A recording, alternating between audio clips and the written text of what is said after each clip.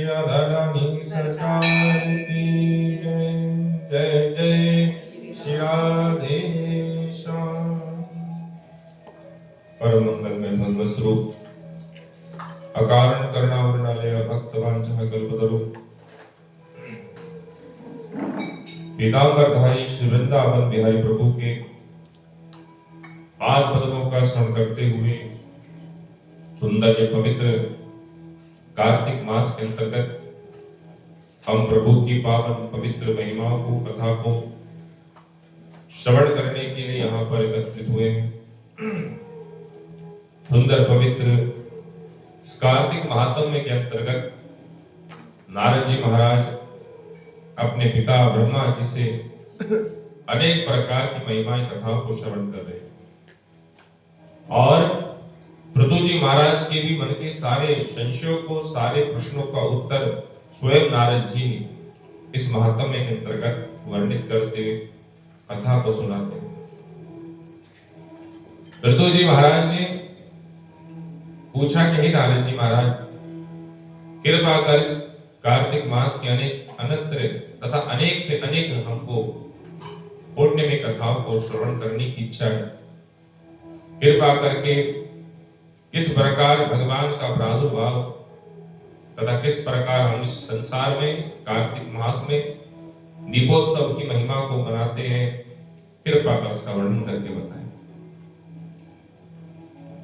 नारद जी कहते हैं कि हे पृथु जी महाराज, जब कार्तिक मास की चतुर्थी अर्थात त्रयोदशी तिथि प्रारंभ होती है तो त्रयोदशी से लेकर के और द्वितीय तिथि तक इन दिनों इन समय कहते हैं गांव में हो चाहे कहीं भी हो, वहां पर अवश्य नित्य प्रति त्रयोदशी से लेकर के और द्वितीय तिथि तक भैया दूज तक कहते नित्य प्रति दीपक अवश्य प्रज्वलित करना चाहिए। यह दीपक जो है यमराज जी की प्रसन्नता के लिए जलाया जाता है, जो अकाल मृत्यु के भय से मुक्ति को देता है। और इसी प्रकार त्रयोदशी संपन्न होकर चतुर्दशी लगती है तो कहते हैं वहां उस दिन नरक से बचने की यात्रा के लिए मनुष्य को जो है इस प्रकार भगवान का पूजन अर्चन करना चाहिए। और सुंदर यह है त्रयोदशी तिथि अर्थात जिसको हम धनतेरस के नाम से जानते हैं, पर मुख्यतया आज का दिन जो है भगवान का एक अवतार जिसे धन्वंतरी अवतार कहा गया है, उस अवतार का भगवान ने आज जन्म अर्थात प्रादुर्भाव रूप में भगवान ने अवतार लिया और समुद्र मंथन में से अमृत का कलश लेकर के भगवान इस प्रकार धन्वंतरी के रूप में प्रकट हुए।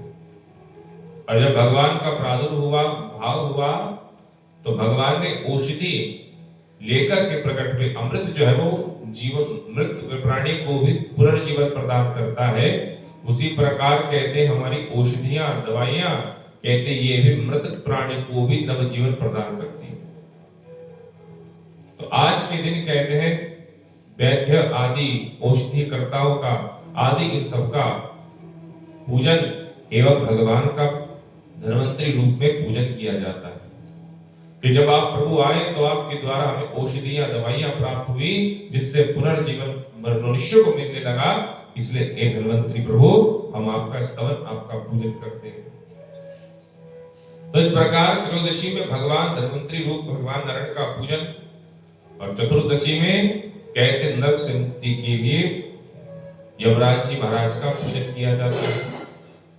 कहते इस दिन त्रयोदशी के दिन मनुष्य को प्रातः काल स्नान करते हुए जल सरोवर आदि स्थान में जाकर के और अंगों में शरीर में तिल का तेल लगाना चाहिए और लगाने के उपरांत कहते स्नान करना चाहिए। स्नान करके कहते हैं फिर दक्षिण दिशा की तरफ मुख करते हुए धर्मराज अर्थात यमराज जी का तर्पण करना चाहिए, उनको जल देना चाहिए और हाथ में जल लेकर के 3-3 अंजलियां उनका नाम ले लेकर के उनको जल दिया जाता है, जिनमें 14 प्रकार के यम बताए गए हैं। 14 नाम है उनके। धर्मराज मृतवे अंतकाय कालाय सर्वभूत क्षयाय औदुम्बराय दग्न्याय प्रमेष्ठिने मृगोदराय, चित्राय, चित्रगुप्ताय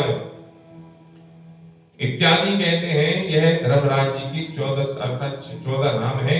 यानी चतुर्दशी को कहते हैं, चतुर्दशी के दिन उनको तर्पण अर्थात उनको जल दिया जाता है। और सायंकाल का समय हो तो कहते हैं सायंकाल के समय माँ भगवती दुर्गा जी का मंदिर हो, भगवान महादेव का प्रांगण मंदिर हो, विष्णु का मंदिर हो, ब्रह्मा जी का मंदिर हो, देव स्थान कोई भी हो या वृक्ष हो, कोई सभागार हो जहां सभा होती हो, नदी का किनारा हो, तालाब हो, कहते बावड़ी हो या खेत हो आदि, इन स्थानों में कहते दीप प्रज्वलित करना चाहिए, दीप दान करना चाहिए। यदि कोई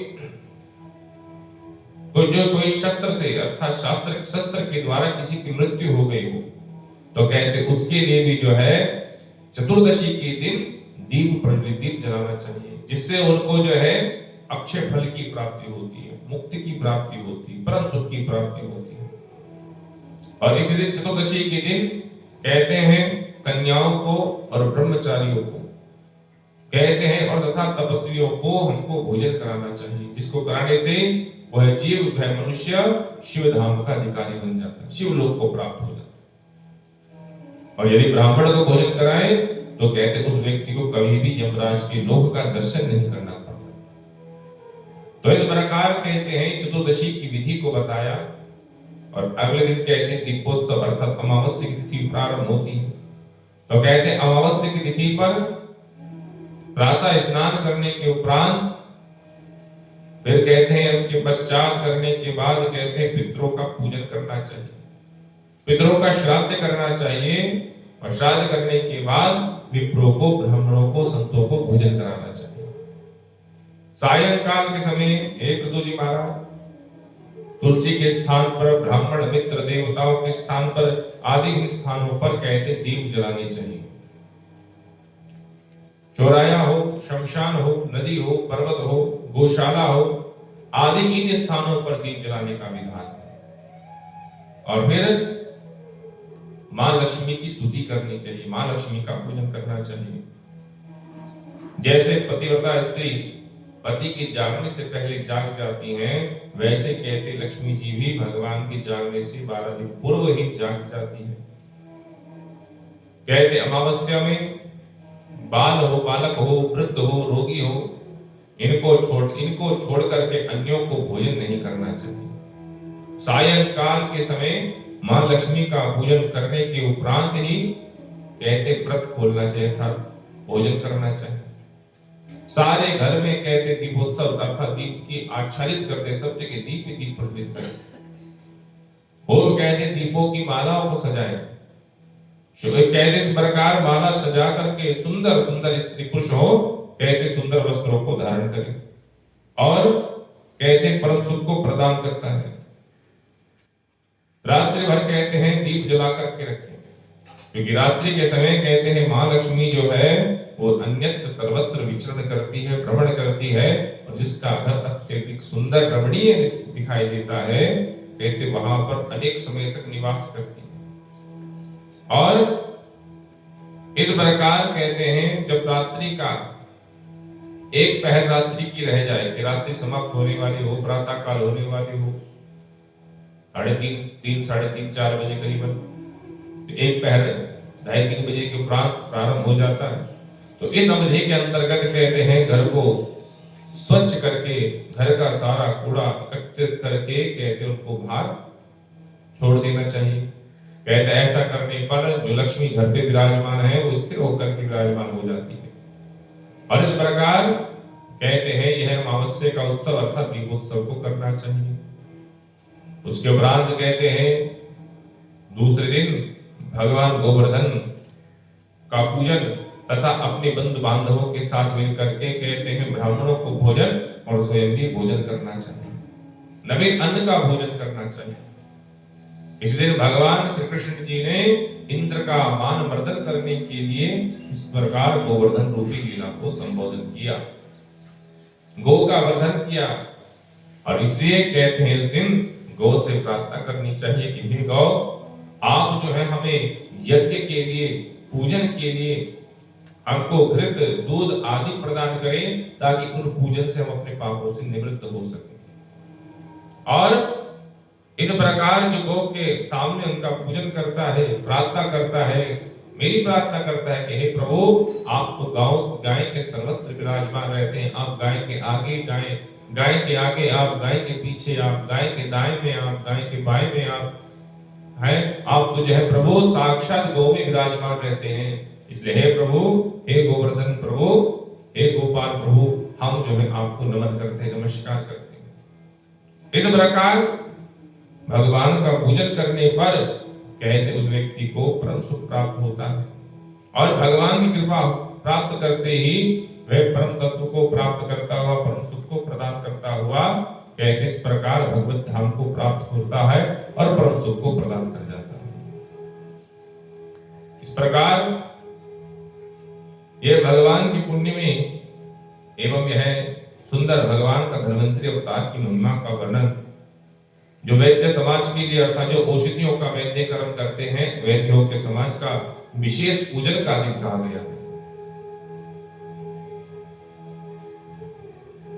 पृथु जी ने कहा, प्रभु कृपा कर हमको जो है लक्ष्मी मैया की कृपा की कोई पुण्य में कथा का वर्णन करके बताएं। तो नारद जी कहते, सुनो पृथु जी महाराज, एक बड़ा प्राचीन, बहुत पुराना उपाख्यान है। एक दिन भगवान विष्णु जी मां लक्ष्मी को लेकर के मृत्यु लोक में आए, और मृत्यु लोक में विचरण करते हुए मन में विचार करने लगे, और सोच विचार करके लक्ष्मी जी से कहा कि दीदी सुनो, तो कुछ क्षण के लिए यहाँ पर विराजमान हो जाओ, मैं जरा एक काम आ गया, मैं वो काम संपन्न करके तुरंत आता हूं। और दोनों देवी पीछे मुड़ करके मत देखना, मैं दक्षिण दिशा की तरफ जाऊंगा, उस दिशा में कदाचित मत देखना। अब कहते ऐसा कहकर भगवान नारायण जी तो वहां से निकल गए।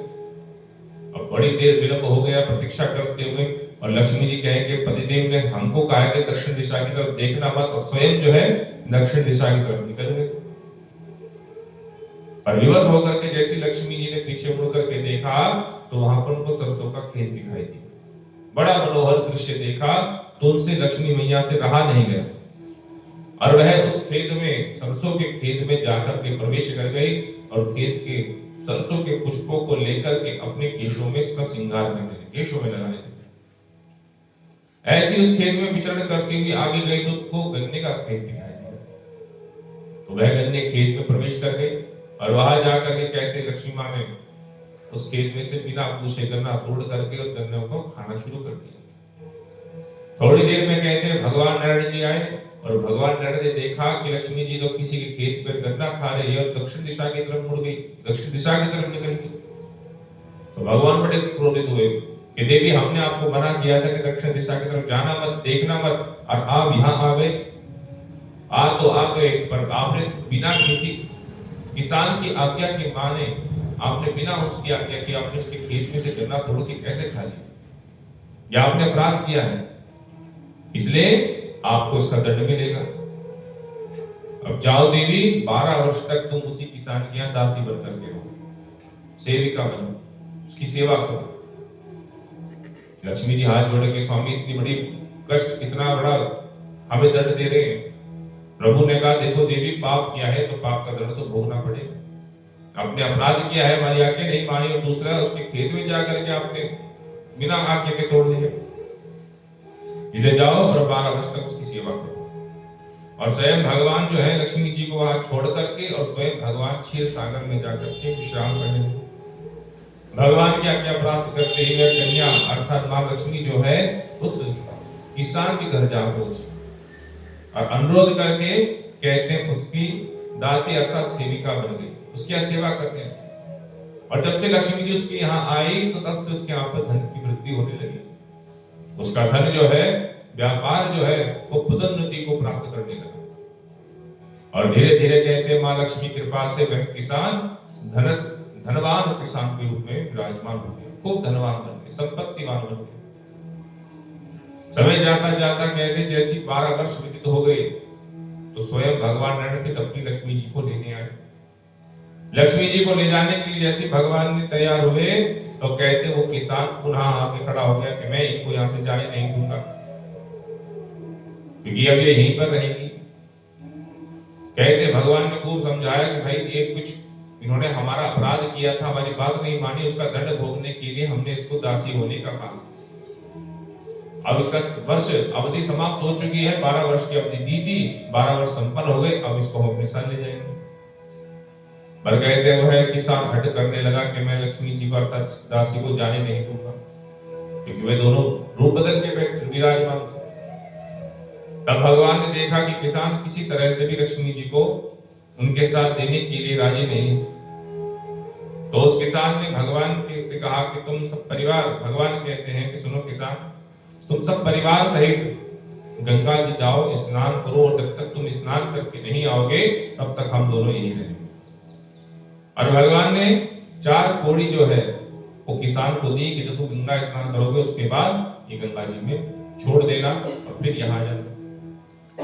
ऐसे किसान ने भगवान की बात पर विश्वास मान लिया और कहते हैं कि वहां से निकल गया, अपने परिवार के साथ गंगा जी स्नान किया।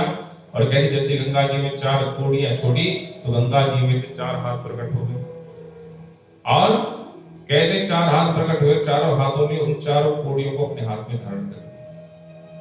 यह देखकर आश्चर्यचकित वह किसान कहने लगा कि हे गंगा मैया, ये कैसा विचित्र स्वभाव है, कैसा विचित्र लीला है कि मैंने 4 कोड़ी छोड़ी और तुरंत इसमें से 4 हाथ प्रकट हो गए। आप कौन हैं, कृपा कर इसका वर्णन करके बताएं।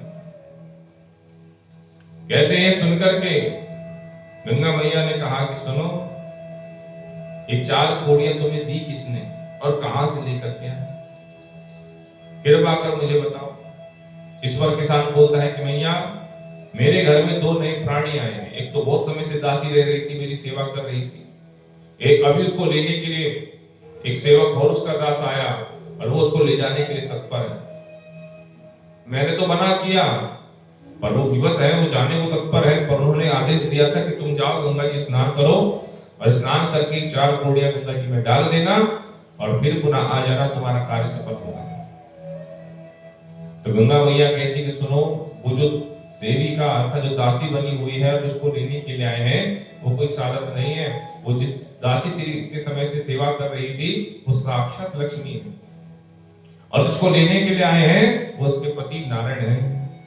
इसलिए कैसा भी हो, क्या भी यत्न करना पड़े, उनको जाने मत दियो।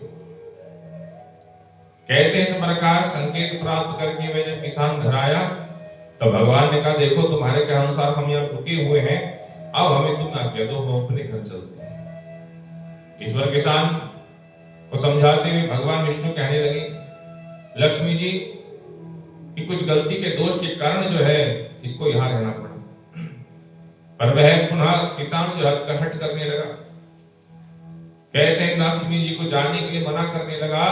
तब कहते हैं कि सुनकर के भगवान विष्णु हंसने लगे। उन्होंने हंसकर किसान से समझाया कि सुनो, जिसको तुम रोकने की इच्छा कर रहे हो वो चंचला है, लक्ष्मी एक जगह स्थिर नहीं रहती, पर इसको मैंने आदेश दिया था कि 12 वर्ष तक तुम्हारे यहाँ रहो, तो ये 12 वर्ष तक तुम्हारे यहाँ रही और स्थिर होकर के रही, वरना इनको रोकना असंभव है।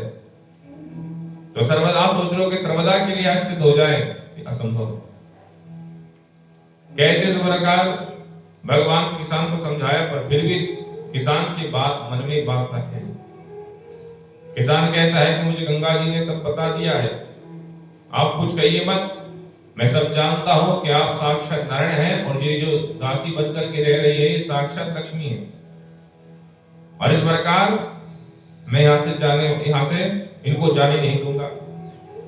जब किसान का ये हट देखा तो लक्ष्मी अम्मा ने कहा कि सुनो किसान, जब कार्तिक का मास आएगा और त्रयोदशी तिथि आएगी, इसको धनतेरस कहते हैं, अतः वह कल के दिन तुम अपने घर को सुंदर लीपा पोती करके स्वच्छ साफ सुथरा बना देना और घर में रात्रि के समय दीपक प्रज्वलित करना। उस समय मैं तुम्हारे घर आऊंगी, तब तुम मेरी पूजा करना। मैं तुम्हें आंखों से दिया हुआ, अर्थात पूजा तो तुम मेरी करोगे पर उन दृष्टि से उस नेत्रों से तुम मुझे देख नहीं पाओगे, और मैं तुम्हारे घर पे आऊंगी ये विश्वास रखना। किस तरह तुम आओगे, किस तरह मैं आऊंगी और किस तरह चली जाऊंगी, ये तुम्हें ज्ञात नहीं होगा, पर मैं अवश्य तुम्हारे यहाँ पर तुम्हारी की पूजा को स्वीकार करने आऊंगा।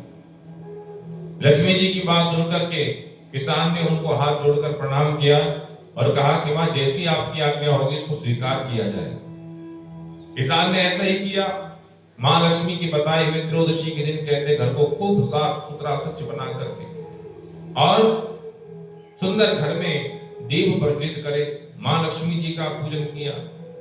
और कहते उसके बाद वह किसान प्रतिवर्ष इसी विधि से भक्ति भावपूर्ण होकर के मां लक्ष्मी का पूजन करता रहा। और कहते इस कर्म को कभी इसने भंग होने नहीं दिया, अर्थात नित्य प्रति इस त्रयोदशी के दिन से कहते मां लक्ष्मी का पूजन करता रहा। और जिसके फल प्रताप से कहते मां लक्ष्मी की इस पर इतनी कृपा हुई कि उसका घर जो है धन धान्य से सर्वदा के लिए विराजमान हो गया, धन की वृद्धि होने लगी घर में। उसको देख कुछ और व्यापारियों ने व्यक्तियों ने इस दृश्य को देखा तो उन्होंने भी एक कार्य संपन्न कर प्रारंभ कर दिया। और कहते किसान के साथ साथ उन व्यक्तियों पर भी कहते मां लक्ष्मी की अत्यधिक कृपा हुई कि जहां देखे सर्वत्र धनी धन से संपन्न होने लगे। इस प्रकार कहते हैं किसान ने त्रयोदशी के दिन धनतेरस के दिन मां लक्ष्मी का पूजन किया। और कहते इस प्रकार मां लक्ष्मी का पूजन करने पर वह समस्त भूप्राणी धनवान संपत्तिवान बन गए। इसी प्रकार हम सबको भी आज के दिन लक्ष्मी जी का पूजन करना चाहिए और उनकी पूजा को प्रारंभ करते हुए 5 दिवसीय उत्सव उनकी प्रसन्नता के लिए मनाना चाहिए। एक द्वादशी द्वितीय तक तो दीपक जलता ही है, पर त्रिदिवसीय अर्थात धनतेरस के दिन से ही कहते लक्ष्मी जी को घर में विराजमान करते हुए उनका पूजन हमें करना चाहिए। बोल लक्ष्मी मैया की, बोल धन्वंतरी भगवान की।